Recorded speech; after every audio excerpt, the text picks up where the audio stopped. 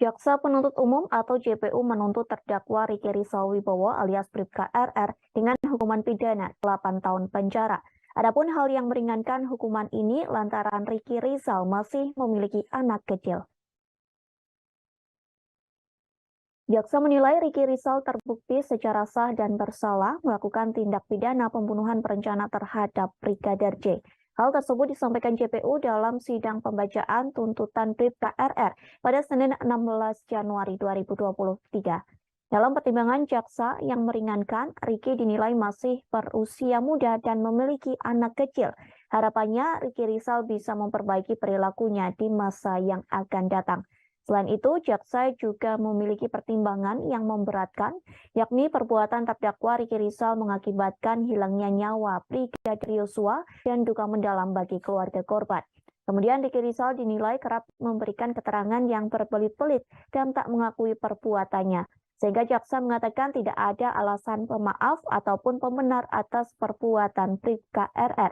Sebelumnya dalam persidangan JPU mengatakan tindakan penolakan Riki Rizal atas perintah Ferdy Sambo untuk menghabisi Yosua tidak termasuk dalam upaya pencegahan tindak pembunuhan. Menurut JPU tidak ada penolakan yang dilakukan Riki Rizal dalam peristiwa tersebut meski hanya melontarkan tidak bersedia. JPU menilai Riki Rizal telah membackup atasannya yakni Ferdy Sambo dalam peristiwa pembunuhan yang terjadi di rumah dinas komplek Perumahan Polri Duren 3, Jakarta Selatan. Selain itu, dalam fakta persidangan, Riki Rizal dinilai telah mengetahui niat Ferdy Sambo untuk membunuh Yosua. Tak hanya itu, JPU menilai peran ajudan Ferdy Sambo itu memuluskan niat jahat mantan atasannya terhadap Brigadir J.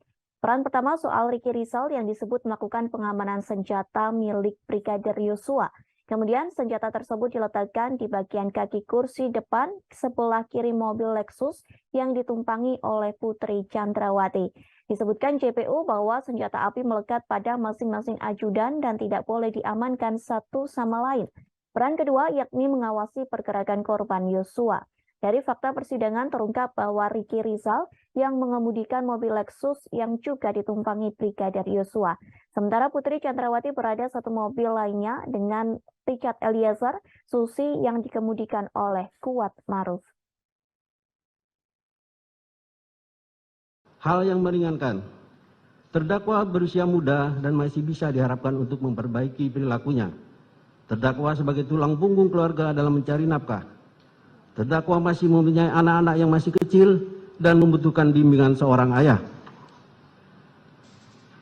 Berdasarkan uraian-uraian tersebut di atas, maka kami jaksa penuntut umum dalam perkara ini menuntut supaya Majelis Hakim Pengadilan Negeri Jakarta Selatan yang memeriksa dan mengadili perkara ini memutuskan: 1. Menyatakan terdakwa Riki Rizal Wibowo terbukti bersalah melakukan tindak pidana turut serta melakukan pembunuhan yang direncanakan terlebih dahulu, sebagaimana diatur dan diancam pidana dalam dakwaan primer pasal 340 KUHP junto pasal 55 ayat 1 ke 1 KUHP.